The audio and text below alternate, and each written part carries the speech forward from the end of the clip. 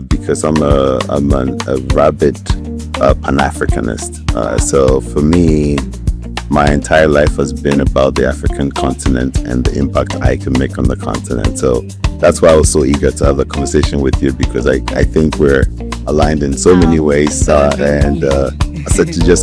a child, I used to listen to Kwame Nkrumah's tapes religiously when other kids were playing soccer. So you can imagine the mindset I have. But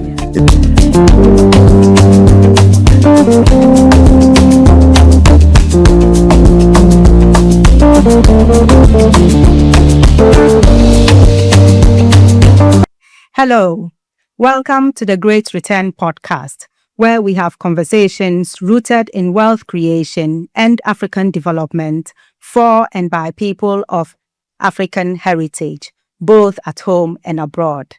I am Lordy Emen, your host, and our mission at TGR Africa is to contribute to making people of Black heritage and the African continent prosperous through business and investments.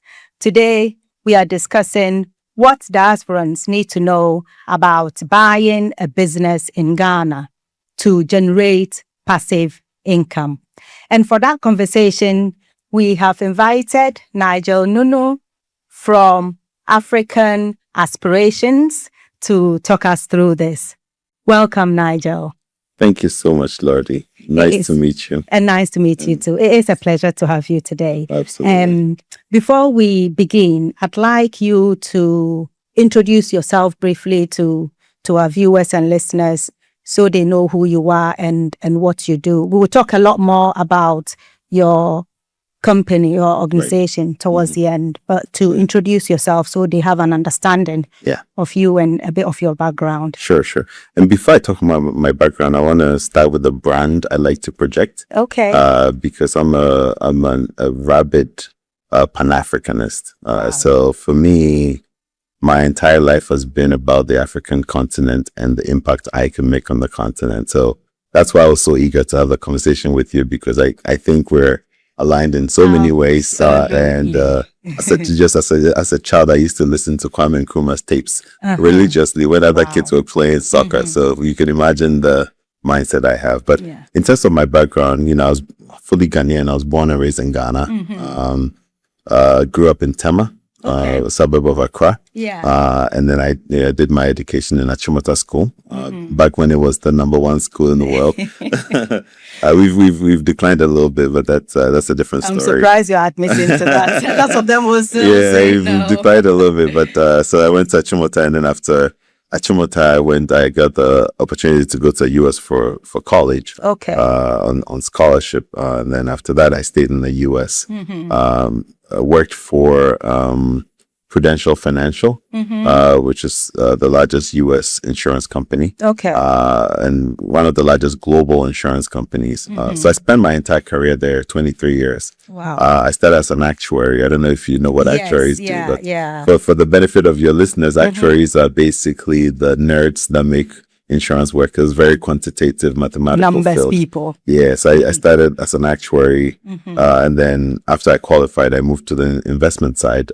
Did investment work, and then at some point in my career, I went into business. I got an MBA, and I started doing business development for Prudential. Okay. Which ultimately brought me to. I actually brought Prudential to Africa. Wow. In 2016 to build Prudential's business in Africa. Yeah. And that's what I've done. I did until I retired from Prudential last year. Right. To start African Aspirations. Okay. Okay. So African Aspirations has been going, is it more than the year? Oh, no. So the company was, I'd say registered and started operations in June. But we launched in September, and I can explain the difference to you. So should I get into it, or will we get to that later? It's fine. You can, if you just want a quick explanation. Otherwise, we can get into that later. Okay, we'll get into it later. Okay, I'll go with your pace. Yeah. Okay, so to start off with, I'd like us to talk a bit about acquisition entrepreneurship. So at TGR Africa, that is one of the pathways, the investment pathways we are really trying to promote to the diaspora, to use acquisition entrepreneurship as opposed to coming to start a business from scratch. It's not to say that people shouldn't do that. It's just to make people to aware that there's that pathway, because often it's not in the limelight. So in your view, what do you think acquisition entrepreneurship is, and why is it maybe a more attractive route to follow? Yeah. Let me start off with sort of the big picture mindset shift that I'm trying to promote. Okay. So certainly people in Ghana, but I think broadly Africans and people of African descent have bought into the notion that in life you have to get a job and get a salary, which is like a protected, employee. I want to be safe. Okay. What we don't realize is that limits you to the paycheck. And frankly, you can never create wealth on a salary, even for CEOs of Fortune 500s, because you're limited to something. Yes. All the billionaires, all the, ultra wealthy people who actually have wealth do not live a salary. They actually create jobs or they have businesses, right? That's how you create wealth. Yeah. So we're trying to change the mindset from, salary safe mindset to business ownership and create wealth creation mindset. Yeah. And it will surprise you to realize that it actually doesn't take too much to make that transition. You really just need to know your stuff, have credible partners, and believe in yourself, because the people who've been successful doing so, there's nothing they have that you don't have, right? I think it's just a mindset shift or like a reluctance to take risk. And sometimes you have to take intelligent risk. So what we're promoting is a world where business ownership becomes democratized. Okay, meaning anybody can own a business, especially people in the diaspora. And people in the diaspora, particularly because they need to diversify away from whichever country that they're in, especially if they have roots back in here in Ghana, right? Absolutely. Why would you put all your eggs in one basket, even if that's a safe basket? You need to diversify. They have the advantage of being able to invest in businesses here almost as a way to generate passive income whilst they do their own jobs. Yeah. Absolutely. Assuming they don't want to jump in with both feet. So for me, business ownership or entrepreneurship is really the path to wealth creation. And that's actually why African Aspirations exist. That was exactly the ethos behind the business. Right. To help people create wealth. Through business ownership. Yes. And sort of on a Pan-African basis. So our business is not just based in Ghana. We are across Africa, and actually I am determined to be in every one of the 54 countries, whether it makes business sense or not, because like I said, I'm a Pan-Africanist, and to me, Africa should be one market. It shouldn't be 54 markets. And in our small way, we want to change that. Yeah. I mean, this is obviously what you said is right. You can't build wealth through being an employee. No. But especially when we are thinking of the African setting, developing economies, what the continent needs is businesses, isn't it? Absolutely. It is businesses that can scale to solve our problems. Yes. And often we need to think about the needs as well as the personal needs, as well as the continent needs. Yeah. Okay. So, in your view, what is it about the Ghanaian market that are there a lot of opportunities for business acquisitions in the Ghanaian market? We'll start with the Ghanaian market, let's alone, and then move to... Absolutely. And let me start off by saying this. It's so much better to buy a business than to start a business. Okay. Because, especially in these markets, because the path to starting a business and stabilizing the business to the point that you're growing takes so much risk and uncertainty in this market. Whereas if you invest in or buy an existing business, you do your due diligence up front, you know what you're getting into, and then you can build on from there. Absolutely. By the way, that was actually Prudential strategy in Africa, was to buy businesses and then build on from there rather than start from scratch. Okay. And to answer your question, the entire Ghanaian economy is primed for investment because, yes, every sector exists, but there's so much value to be added. If you think about the basics of our economy, agriculture. The agricultural sector, we haven't even scratched the surface. Why? Because a country like Ghana imports tomatoes and onions and rice. And meanwhile, like, what's on agriculture? We import everything. Right? Criminal. We import everything. So you can see clearly that with a little bit of investment in innovation, we can then transform the entire agricultural sector. We import chickens. We import, everything is imported in this market. It's terrible. And then you have agro processing, all of that stuff. You have hospitality, like the hospitality. I mean, the work you guys are doing in TGR, you bring in a lot of people back to this market. We still don't have establishments that are worthy of, or that we can brag about, right? I mean, people just accept what's here. But the potential, look at the amount of shoreline we have, and then compared to the number of high quality beach resorts we have. Right? So all of these sectors are primed for investment and disruptions. The businesses are already there, right? So from my perspective, rather than coming to start from scratch, it's better to find one that you can see a vision from, and then build on from there. You de-risk the process. You actually inherit maybe potentially an existing team that you can build with, so that your go to market is a lot faster. But as far as the sectors go, I think every sector is primed for value add because we're developing economy. So the opportunities are huge. Unlimited. Right. Really unlimited. So some people might ask, why would a business owner who has a successful business choose to sell? I suppose the question is to the point of, is there a problem with these businesses? Or do you see what I mean? No, I'll answer your question, but let me sort of paint the big picture first. Okay. First of all, African Aspirations was created to sell aspirations. We actually don't sell a product or service. We sell aspirations. We believe that aspirations is a human emotion. Every human being has aspirations. Every business owner has aspirations. And we exist to help business owners achieve their aspirations. Now, every business has a life cycle. There's a day it starts. And there's, so you have an idea, you set up the business, you go through a period of startup troubles, you stabilize the business, you start to grow, you get market share. At some point, you expand you regionally or different market lines. And then ultimately, you exit. Why? Because whether you like it or not, you can't run a business forever. Everybody, you're human, right? You can die, you can get sick.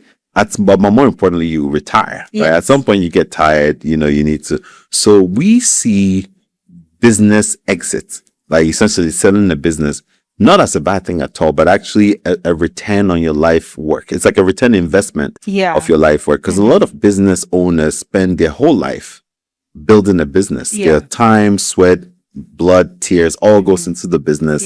They're rich, but they're not liquid for a long time. And at some point, they have to retire. And just like how other executives can retire from business. Business owners must also retire. And we see selling the business as the best way to exit. So it's actually not a bad thing to sell a business. It's a good thing because you're realizing the return on your life's work. This is from a seller's perspective. Previously, before African Aspirations was established, business owners in this market didn't even know that exiting was an option, right? They thought the only option was to leave the business to their children. So it's like, okay, I have to leave it to my child. If I don't have any child that's competent, maybe my nephew, or maybe that manager but at 99% of the time, the owner never gets a return on their life's work because they're not getting any liquidity. And it's most likely going to be run to the ground because they're not choosing professionals to run the business. It's nepotism. That's my son. Whether he's qualified or not, let him do it. You understand? And that's actually destroying the value for what you've created. When you sell it, right? First of all, you're getting a market value for your life's worth in terms of investment. But you're selling it to somebody who's going to take the business to the next level. Because nobody will buy a business without a vision, right? So they're buying it to take it to the next level. And it's almost like passing the baton of your vision to the next generation.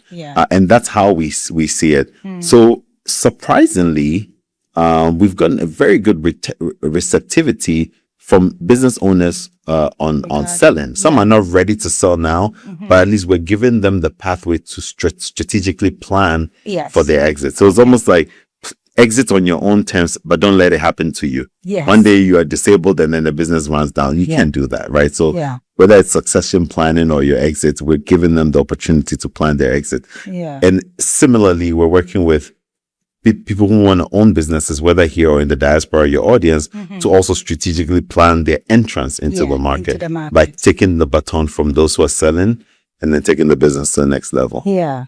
So, from what you're saying, I do get it from the point of view, most people start a business, spend a lot of energy, money, time building that business. And often that is the most risky time when you're building the business. And then they get it to a point where it's good. They maybe earn some money from it for a bit. And then obviously, like you're saying, they can't run the business forever. And these days, some kids don't actually even want their parents' businesses, I find. Most of the time they don't. They don't. Because it's a different thing to what they plan for themselves. And it's a thing where children just don't like what their parents do. It's like it's just like it's being a rebel. Because they've seen it all their lives. So it's not exciting. Yes. And then also you'll get to a point where you need a bit of a break, maybe less time working so hard all the time. And selling it on, I suppose, brings new people with new energy. Yes. Like what you're saying, to then move the business up to the next level. Absolutely. So often, a lot of people who are thinking, oh, I wish I could buy a business, or maybe, hearing this, they will be thinking, if only I could buy a business. But then they might think, well, I don't have the money. Yeah. So are there ways that people can buy businesses without actually having the full amount up front? Yeah. And you've actually put your finger on my biggest challenge as we speak today. Okay. Because in African Aspirations, we basically have quickly built a massive inventory of businesses for sale. Right. Since September, we have about 30 for sale, and we have about another 100 or so in the pipeline. Wow. So we're actually, the businesses available for sale is not our problem. Okay. The problem we have is buyers. Okay. Right. Where do we find the buyers? And we actually have a lot of people who are interested. But as you said, financing is the problem, because not many people have $10 million in cash to buy a hotel. Yes. Or $5 million, Yeah. Basically, we're restricted to cash buyers, which is very limiting. So we're doing a couple of things, right? Thing number one is the concept of seller financing. Okay. I don't know if that's clear to you, but just for the benefit of your audience. Seller financing is a scenario where the seller becomes the bank. So in other words, I'm selling my business for $1 million. I'm the seller. I sell for a million CDs. You want to buy, but you only have 500,000 CDs. We say, okay, I'll take your 500,000 as deposit. I'll sell the business to you, but then you pay me the remainder with interest over 5 years. Okay. So every year you pay me 100,000 with interest, and then by year 5 you finish paying. So basically, by being the bank or offering financing, I've made it more affordable to buyers. Absolutely. What that does for the seller is that it increases the pool of buyers, because the less money required, the more people will be qualified to buy. But then it's also a secured loan, because frankly, if you default, I get the business back if I'm a seller. So it's actually the loan is secured by the business. And also the fact that you made a deposit means that you're not going to default, because you lose everything. Exactly. So that concept works very, very well in developed markets, and we're bringing it here. Obviously, we need to make sure that the legal regime makes it such that the seller can actually repossess the business and so forth. The laws definitely work. We just have to implement it. So that's one way we're making it affordable for people to buy, seller financing. The other way is that we're partnering with the local banks to create an acquisition product, which is similar to the way mortgages make home acquisition affordable. So the way it is now, if you're selling a home, you're not restricted just to cash buyers, right? Anybody can go and get a mortgage and then be able to afford the home, because they'll pay over 30 years or 20 years or whatever. We're trying to do the same thing with business ownership, to say, if somebody wants to buy a business that meets some criteria and the person meets certain criteria and the business is productive and cash flow positive, the bank or financial institution should be able to lend X amount to them so that they can afford the business. Okay. So we're doing all these things to expand the pool of buyers and also make it affordable for people to buy businesses. Okay. Yeah, it's a bit of a journey. It doesn't happen instantly. So remember, we're creating a new thing. Yes. Right. And it's not easy to create a new thing. So we understand that it takes patience and hustle.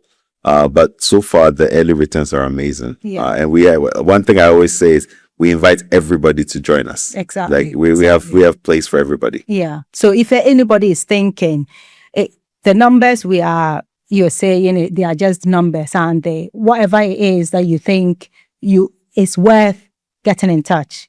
If you're thinking, I might want to go down this route and I have something, either you have an idea or you don't, you just get in touch and see what you've got. Yeah. And what, I mean, so just to emphasize, we actually invite people to come and join African Aspirations, join the team. Okay. Right. So because we're building a Pan-African business, everybody has a role here. I mean, we are very ambitious, but we want to build this. It's like for Africa, by Africans, or by whoever identifies. So come join us. Yes. But then also get in touch and see the businesses we have for sale, and then see which ones interest you. Yeah. And then we can actually help you with financing, either through the seller financing or the bank financing or other, right? We're trying to also create opportunities where people can co-invest.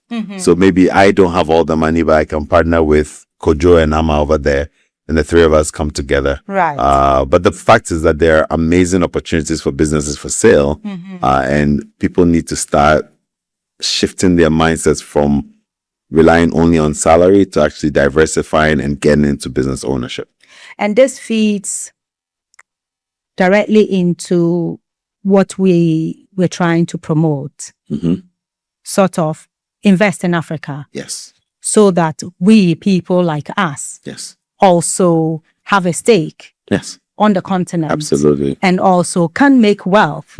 And that is what will give us our own table, let alone absolutely be invited to, until we start doing things like this and projecting ourselves where we should be. And why not? Yeah. Why not? This is for us. So thinking that way, and I just like because it just fits in with what we do as well. Pan-Africanism sort of concept. Yes. Just bring people, because I think a lot of the time we're so programmed to think, work. I need all the degrees. I need everything to be somebody in someone else's aspiration. Yes. What about our own? Yeah. So, now I'd like us to look at factors to consider when buying businesses. Yes. So we understand what acquisition entrepreneurship is now from what you've explained and how to go about buying a business. Now, the next thing is what to focus on. That is the factors that we need to consider when looking at buying a business. What is it that people need to think about? Well, I mean, obviously, everyone's aspirations are different, and I use an analogy for homes. Everybody, I use real estate a lot because I like real estate, but also people can relate. Somebody's mission is to find fixer-uppers. Do you know what a fixer-upper is? A house that's beat down, then they add value and then make a quick profit or make a big profit. Yes. Somebody also wants to buy a home that requires no maintenance. Yeah. So similarly with businesses, right? Some people may prefer to buy a business for cheap that's struggling so that they can add value and invest, sort of like grow the business. Other people prefer a business that's well made, established, and then no headaches. Yes. Right? It depends on your aspirations. Yeah. But I think generally speaking, what matters is that you know what you're getting. Right? So we are a full M&A advisory and support company in the sense that we are part of the journey, not just in terms of the sell side and marketing the business, but also we obviously vet the buyers and so forth. But the way we structure the transaction, the way we procure financing, and then the way we help you do due diligence on the business before you know what you're getting into. So I think for the vast majority of the case, people want businesses that are cash flow positive. Like people want businesses that are compliant with the laws. You don't want to buy a business with skeletons in the closet. So we vet the businesses we list, right? And of course, you're going to do due diligence to confirm everything we've told you. So there's almost like several levels of vetting. And then, of course, we have a robust legal team, an accounting team that almost like makes sure that what you're getting is what was promised. So from our perspective, that's the key. The key is like, definitely don't get a business that's in legal business, not doing anything shady, is being compliant with the laws, ideally profitable. But if they're not profitable, then it has to reflect in the valuation, right? Because we do valuation as well to let you know what's the fair market value of the business you're buying. You did say M&A, which is mergers and acquisitions. Sorry. So you do the full. Oh yeah, we're full, exactly, all the way to closing. Yes. So I'd like you to maybe think about the Ghanaian setting and what we've said about people maybe will be able to buy a business and actually still maintain their jobs wherever they are and get passive income. So in the Ghanaian setting, in the African, I say Ghanaian, but it's across Africa, we do understand peculiar problems. So I just want you to briefly explain how that is possible, how they can buy a business and get passive income, but still for the business to work well. And a lot of people have gotten their fingers burnt on doing this. So it's important that we explain what's different this time.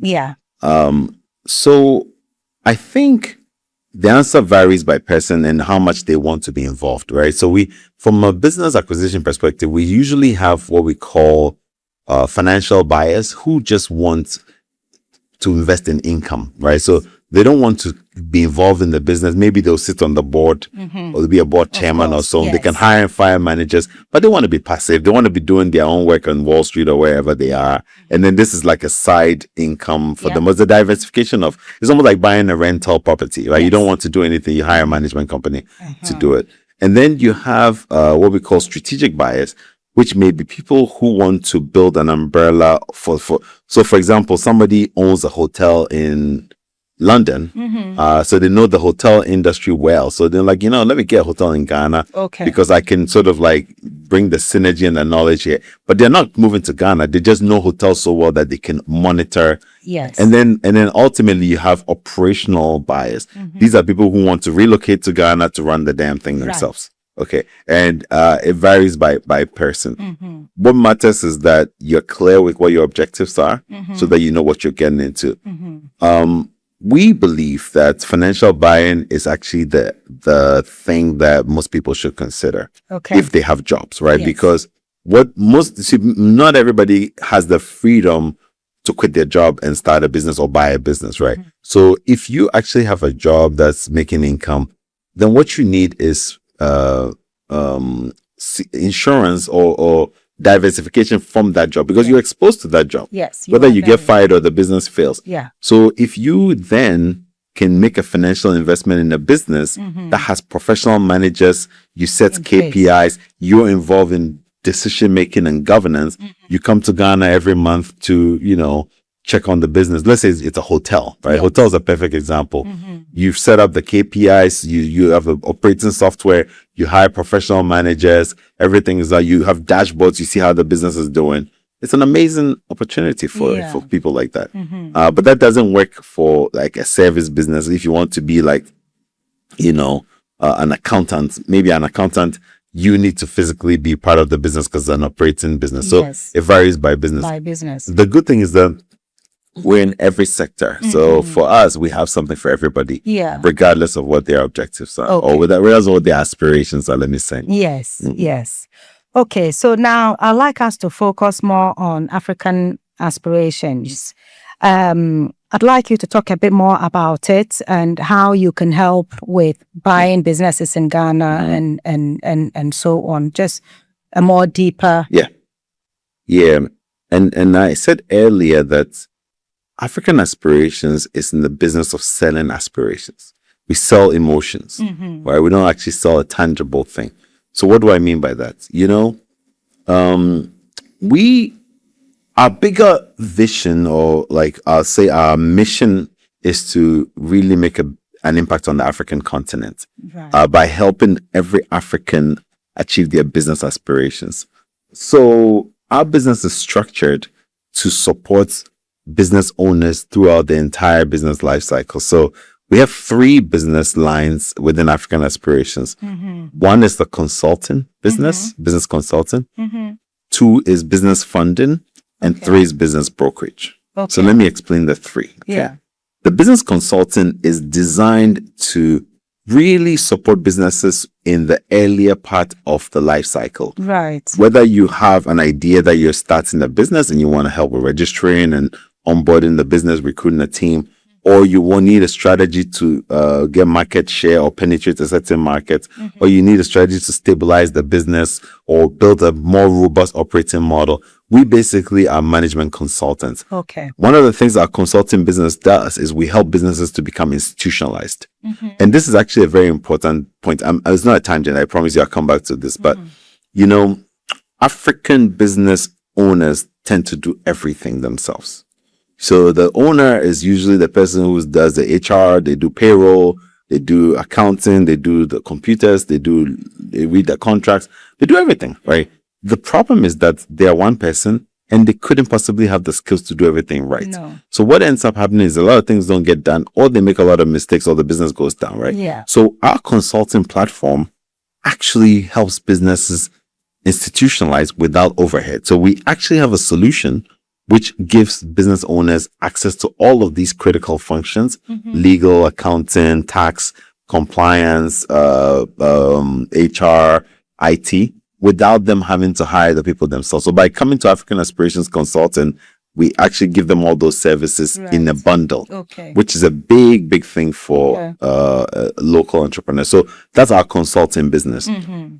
Our funding business is really because there's not a single African business I've met that's not looking for money.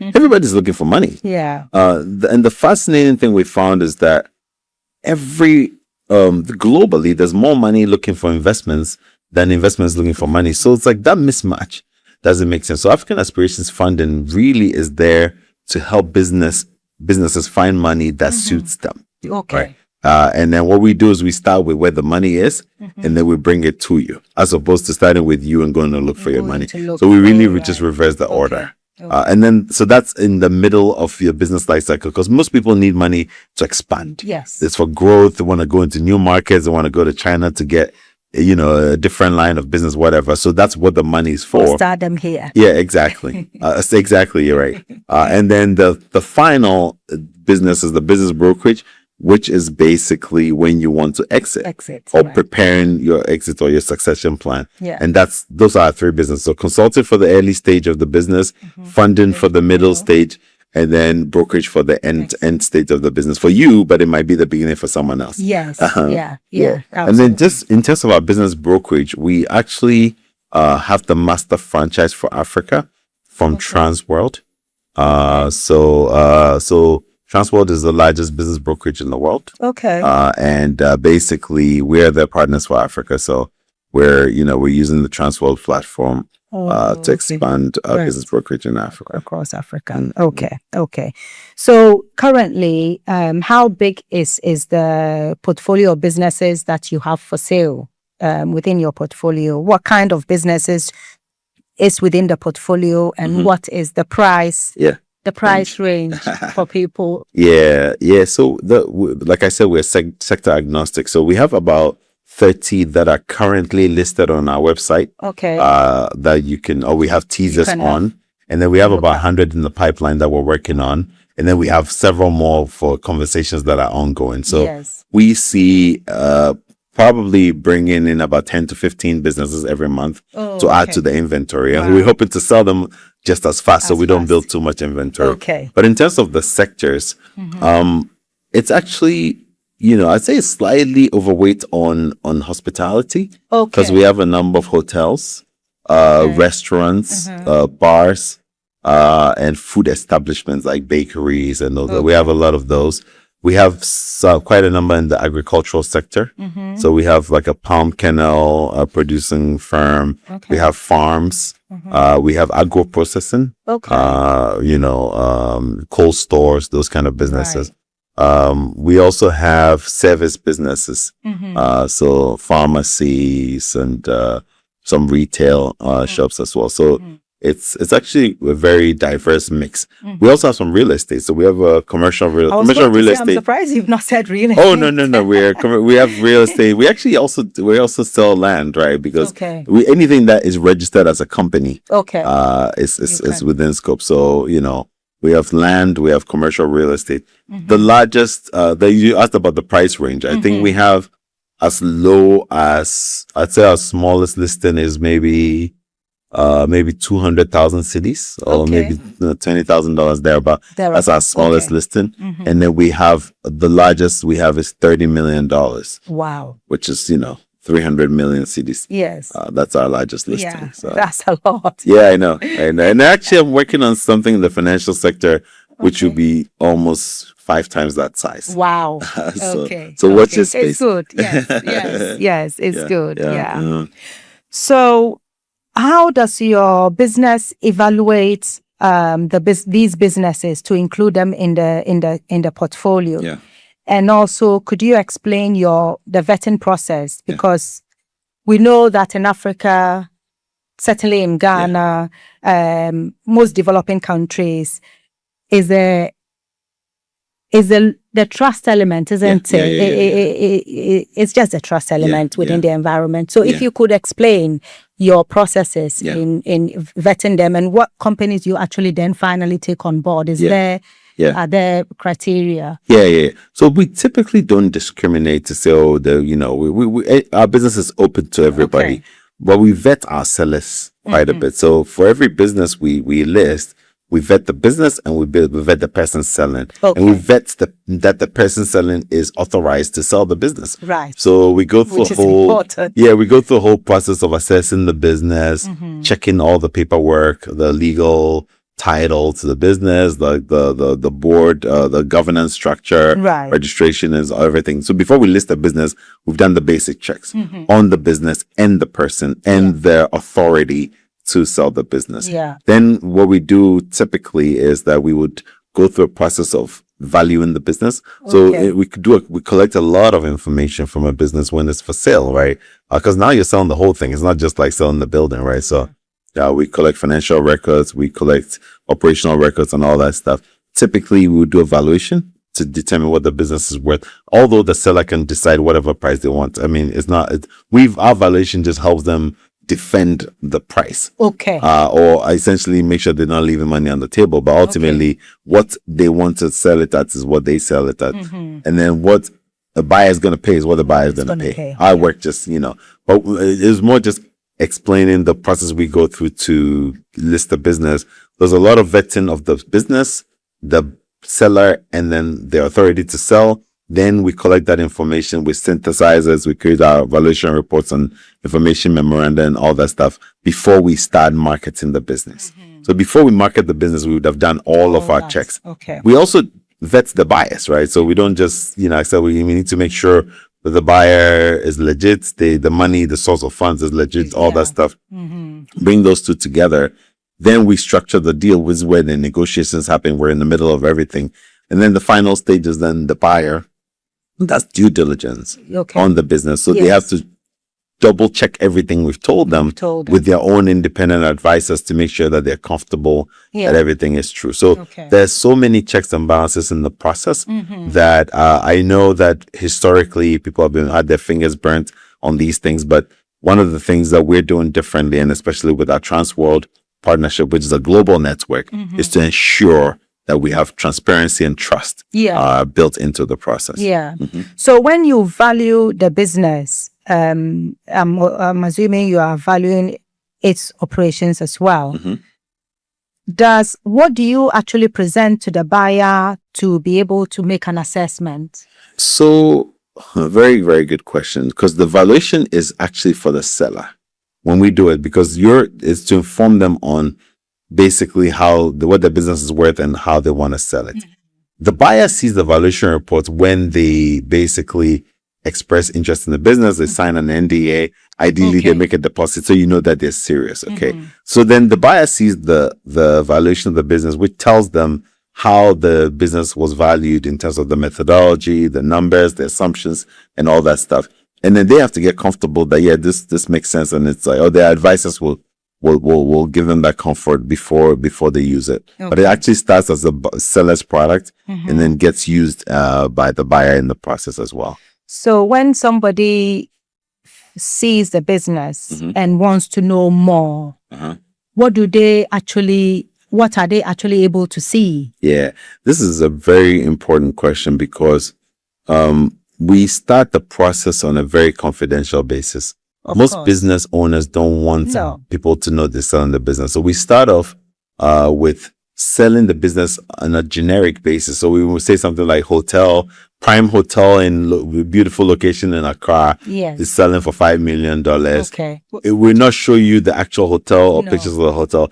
That comes in after you, the buyer, have been vetted. To say, you're a legitimate buyer, and then you sign an NDA that you're not going to disclose it. And if you do, they can sue you before we unveil the business to you. At that point, we unveil the business. We show you the information memorandum that has all the information. We show you the valuation report and all that stuff, subject to the seller's approval. Yes. Okay, that all makes sense. That all makes sense. Okay, so I mean I think that's it for today. But what I would like you to do is maybe to round everything off, maybe tell people, the audience, listeners, what it is that you want them to take away from our session. I think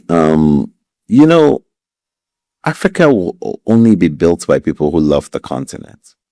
You see, and a lot of people in the diaspora, whether they're Africans who left and are coming back, or African Americans who are coming back, or people in the Jamaicans, whatever, all they do when they come here is just complain. It's like, they just see everything that's wrong with the continent. But I see that as an opportunity, right? Anything that's wrong can be corrected, and ideally in a lucrative way for you, right? And what we're doing is, I know a lot of people have also said that they want to invest in Africa, they just don't know how. They don't know where to go, right? We're giving you that platform. Okay. We invite you to join us in this journey. Come and join us as African Aspirations. Even if you're not buying it, but just come join the team. You can be, an advisor to the team. Or, like I said, it's a home for everybody on the continent.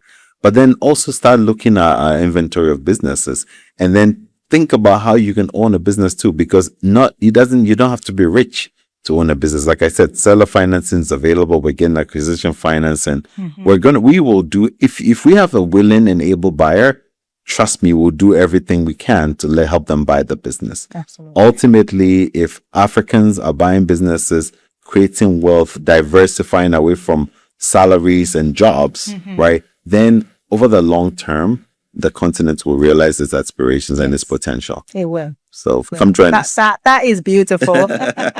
Fantastic. Yes. Thank you so much, Nigel. It's been a lovely, lovely conversation. And thanks to you, our cherished viewers and listeners, for tuning in.